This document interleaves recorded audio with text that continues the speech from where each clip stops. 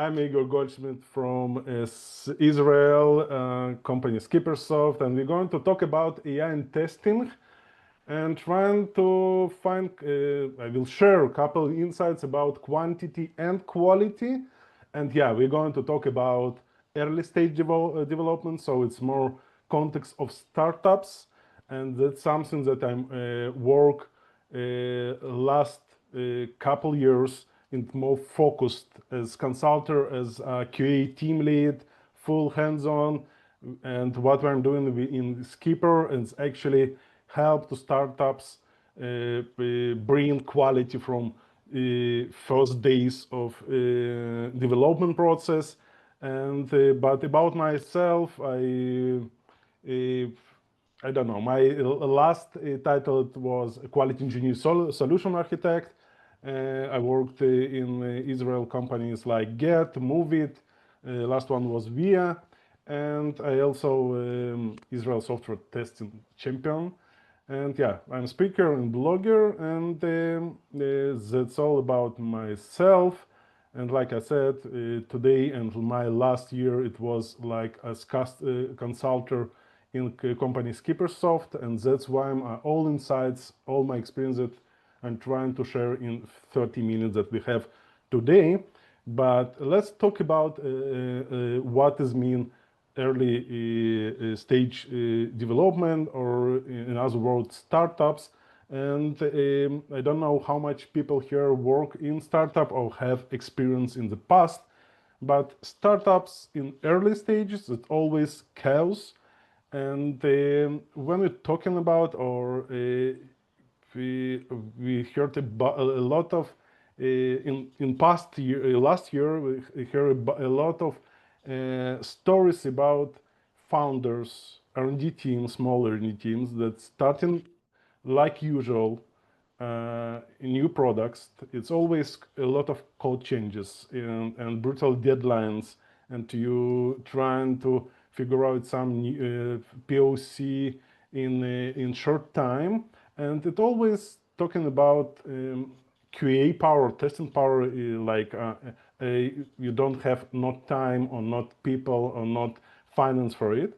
So, and what changed from beginning of this year, we found this behavior.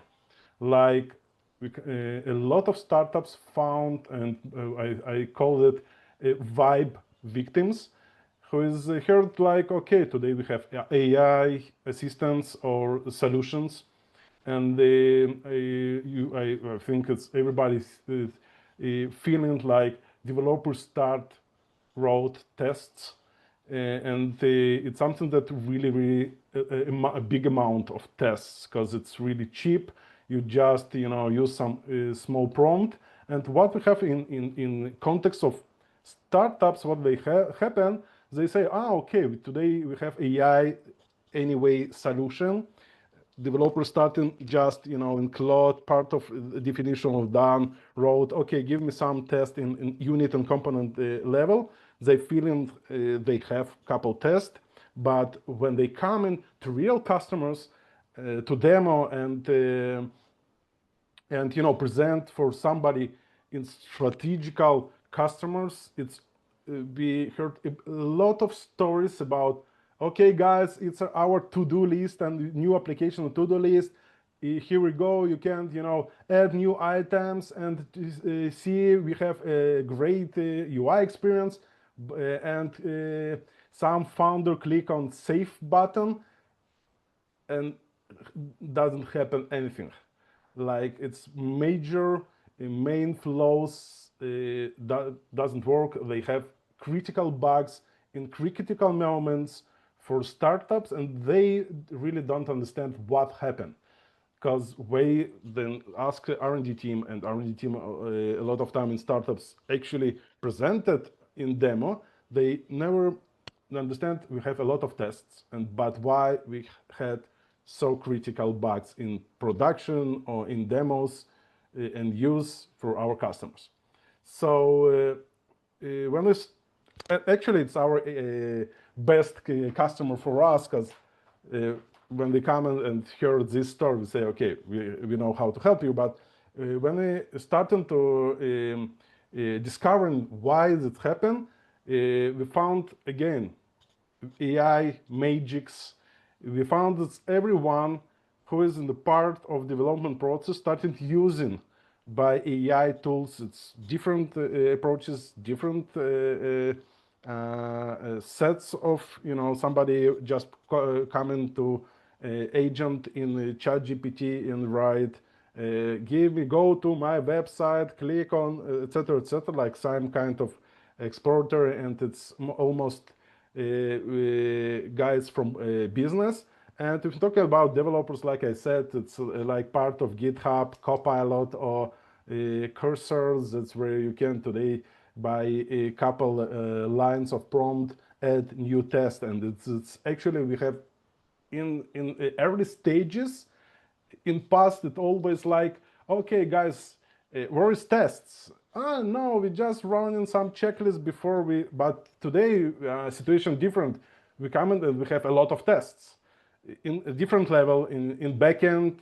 Sometimes in front it's less work in from festival, but instead of if we have products with backend, we have a lot of tests there from first days of existing of startup. But what I'm saying, we still have same problems that Joel talking about, and I think guys from chat, all this amount of tests have two problems actually. One, it's context, and second, no-code paradox. Really interesting if somebody know what is no-code paradox. It's something actually talking about in general what brings AI today in the development process. If maybe somebody from chat, if you know what is no-code paradox before I sharing, maybe it's in chat if you want to share. Guys, somebody? No. Okay, so okay, about context, it's really simple. It's if you're talking about in general context, it's always really hard to get all context about the product. So in early stage, actually amount of information it's not so big. So you can, take maybe in some effort and put it in the same place. And I don't know if it will be enough for all tokens that you have in Chat GPT, but a problem is changes. Frequent changes, and it can be dramatic changes in behavior. So it's something that we need to take in consideration when you work with ChatGPT or AI model and other instruments. About no-code paradox, it's actually was found in the past decade, not past decade, past period. That actually when you starting write, it's actually work with code. It's actually work with code for automation, and actually it's happened also for tests. When you're trying to create something um,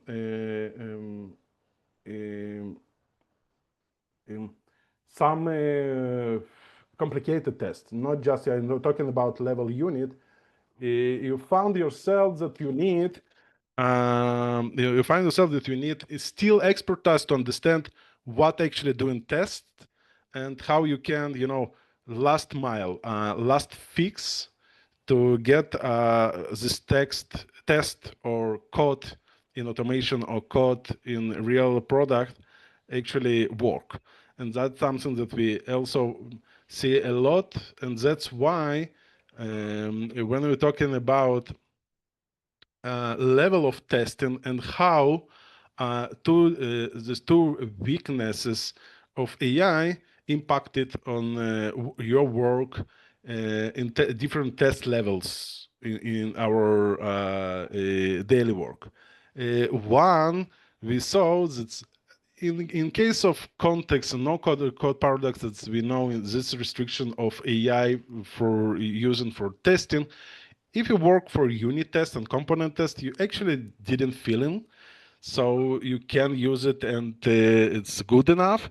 But when you just come up with pyramid and you want to integration and start to be a little bit more complicated, and if it's about end to end, it's like feeling this context problem, no code paradox problem. It's start to be real biggest challenge to fix it, and you spend time. So or you need expertise to do it. It's a great way. um, if I'm actually trying to analyze also how it's working agile, it's a same behavior. We also saw that um, from really low level tests we can use it. It's a great way, but for exploratory testing, it's like I said, if it's somebody just try to do it and it's not scalable right now. So that's why what we're seeing is in understanding the weaknesses of AI, and that's need to take in consideration to understand what solution we need to bring to R&D teams. Okay, so when what we actually additional things see today, AI is coming like it's actually really real problem today in with overrating. And I'm somebody who is always fighting with overrating in my body. It's AI coming like sugar in the food industries. So it's the same happened today. AI for tests, because we see a lot of tests. It's start to be cheaper to do it. Everyone create it, but it's not. It start to be problems and something that's improve our products. Because when we're talking about overweighting of tests in R&D teams, we see that like I said, that's weaknesses or challenges or restrictions of AI bring to R&D team to places that they actually try and use it and work and create a lot of tests in low levels, and it's a lot of tests with bad quality with in unit test on integration test, but end to end it's actually no it's like some checklist, and or maybe it's really a little minimal solution, and it's bringing problems.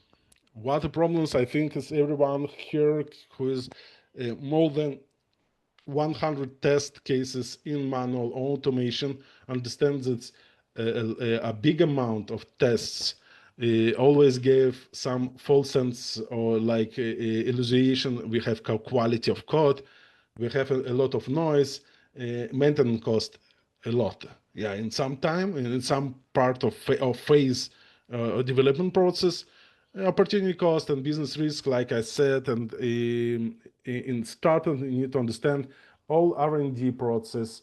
It's always really critical to come in phase and stand with your goals. And if you started to create a lot of tests and maintenance can be cut your time or your developers time, and it will start to be critical for R&D team or started it at all.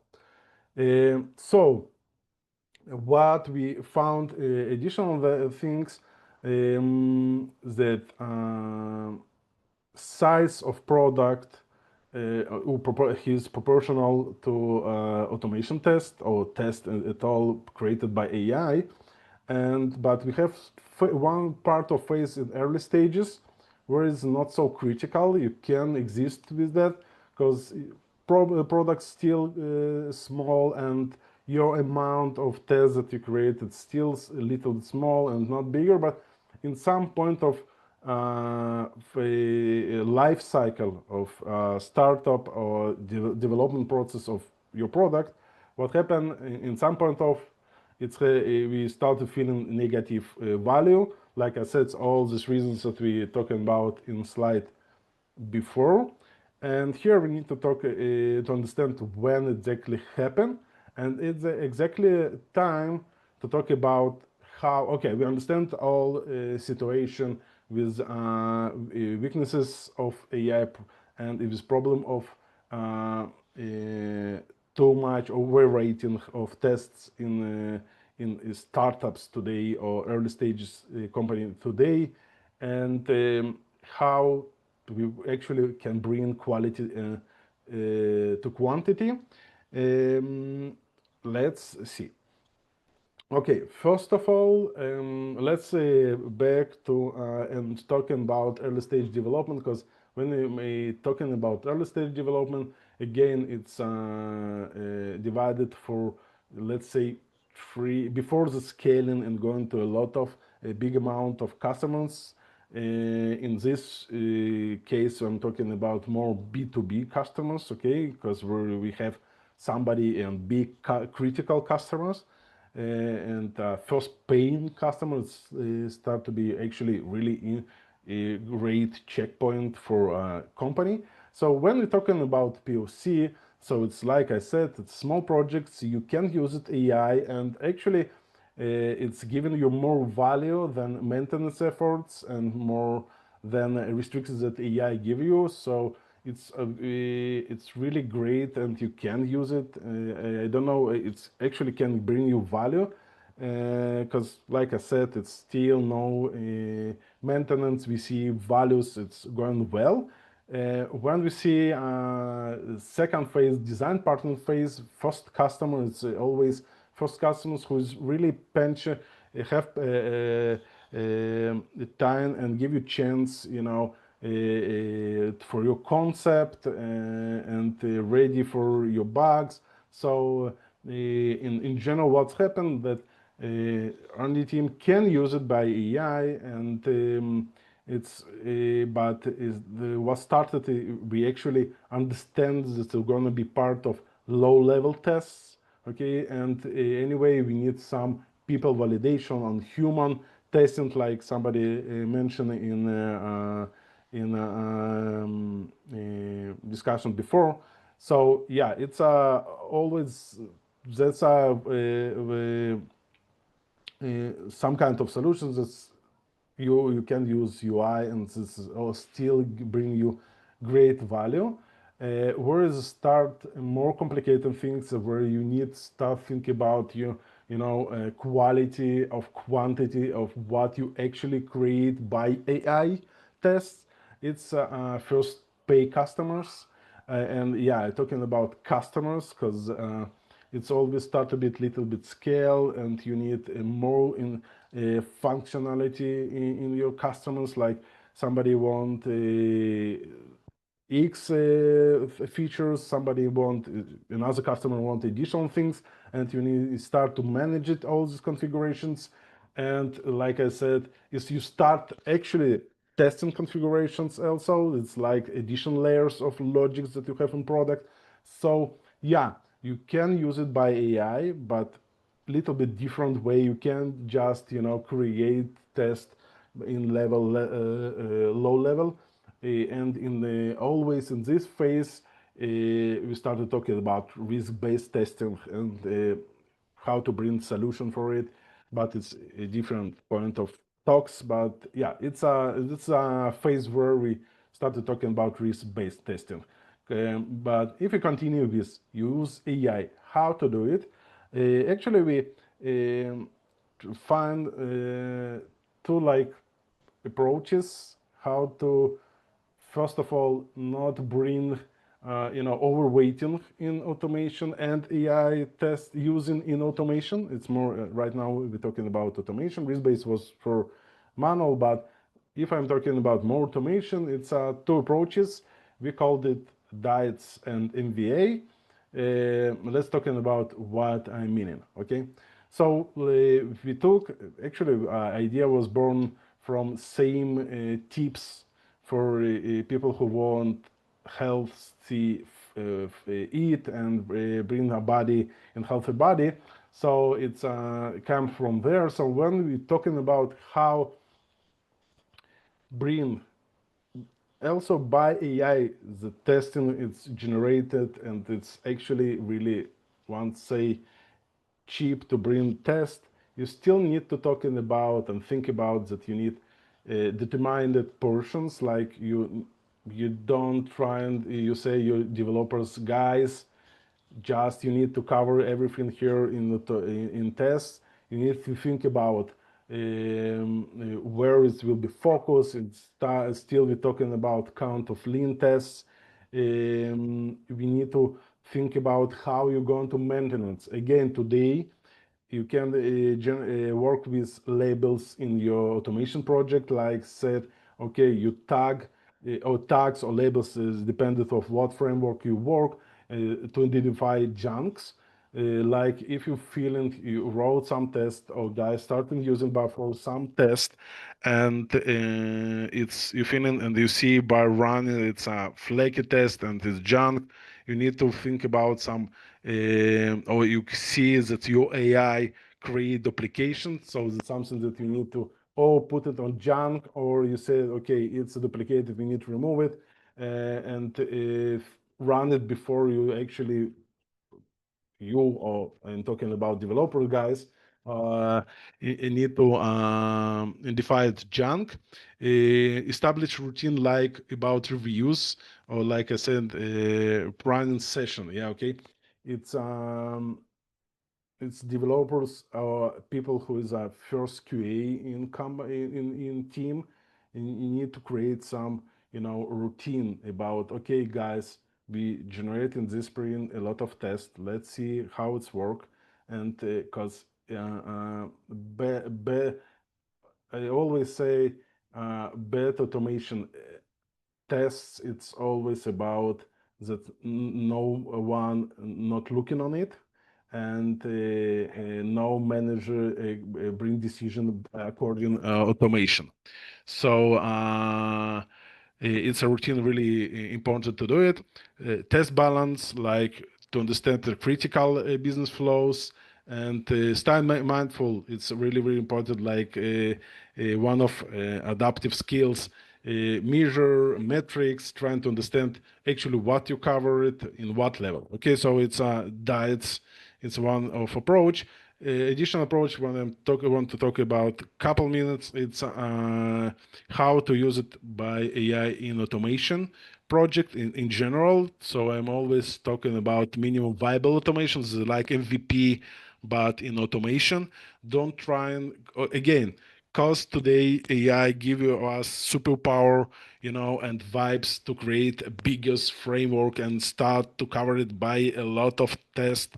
Maybe it's in Claude, but again, guys, after that you need to go and maintain it.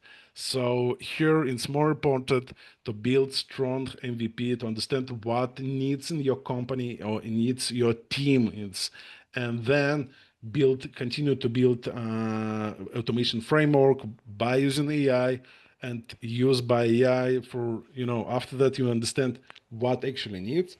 And again, what we see a lot of times, and actually it's what I'm it's my mistakes also in my team that I'm work with them. I also always want, because it's cheap today, yeah. So say, okay, let's cover this feature, but let's cover it in 30 tests, because if in the past it was took 1 week to develop a page object and functional test, so today it's took about 1 day. But I'm saying, okay, remember, guys, it's always you have after the cost of maintenance. And again, today you can finish coverage your test by never mind with AI after okay you spend 1 day only, but tomorrow all your startup going to change all functionality in this model. So you say okay, I actually I spent a lot of time, still a lot of time, and maybe I was need to just prepare some sanity, some lean test. It's bringing us to diets, but that's a mindset that I think you need to take when you today work with AI. And again, it's if before we always said we don't have ever to do it. Today we have a lot of tests, we have a lot of power, magic powers that AI give us, but we still need to think about okay, amount or the quantity, it's not equal to quality. And additional insights that we have by trying to understand what's a balance after that in scale, after phase of first customers, we found again our statistic, it's about 10 startups that we're trying to do it, and in the last year, and we see that AI use really actually work opposite in when we're talking about work of QA and in business levels. Again, we're talking about here in AI use, not writing or running tests. It's actually in test analysis, in test planning, in the work with requirements. We found that QA engineers and test engineers work actually level, business level more and functional, and unit test and components almost didn't see any activities and using by AI, but automation and opposite. Like automation, it's component test when you need to find some component or you do want to describe. Again, automation, I'm talking about write test or running or using by automation AI in automation. So it was really interesting point, like AI still all this superpower still saves same concept and methodology, like our really what I'm starting from test pyramids, like still unit test, still functional test, still same methodology. Okay, everything running faster, and we actually, like I said, feeling it. But in general, it looks like we continue work in the same strategy and same approaches and methodology. And I want to give just some examples where we see additional approach of how QA engineers can help the developers bring better tests, and what is the new artifacts wasn't in our daily work before AI. It's actually, if all our artifacts, it was like test plans or maybe some critical criteria or acceptance tests for developers. Today we found additional points where we can actually work on quality assurance of tests that developer write or tests that they're using, and it's actually we're talking about in structures or rules. It's a little bit different road or using by if you're talking about cursor or in talking about copilot instructions. There it's the place where we are QA engineers find ourselves in the new um, API, or like I said, where we can put and give values to our development team, because it's a place where we can put all prompts, all rules about how to establish and great tests with great quality. And actually, when you started to work on it, it's always like some MD file with, I don't know, 60 lines of prompts on instructions that you say, okay, if you create this test, it keeps this suit in lean, etc., etc. We found in our examples like files in after couple months. Again, you need to understand what politics in team, and what policies, and what you believe, and what you think what a real good approach. But I think it's instructions, and put it in internal IDE for developers, give a great value for them, create they test in better way, and it's a great idea for bring quality to quantity. And this is something that we really new for us, and I think it's a great approach to try give them help and value and impact what they're doing. Okay, so I think it's everyone who's worked with teams and want to give them approach impact for better quality. It's your way to do it. And like last words. Okay, again, exactly in the time. Um, Today I think it's more than in the past because AI, all R&D leaders trying to find some silver bullet with AI. Okay, we have AI, so I want to some tools and that's all. But we everybody know that healthy testing or bring quality to your quantity, you need to bring somebody who can give expertise, experience, understand what exactly mean for this product, for this company. It will be great balanced diet for the test. So that's all, guys, from my side. So I just wish to everyone bring a great test and great quality to your tests. That's all I think. Whew. Great.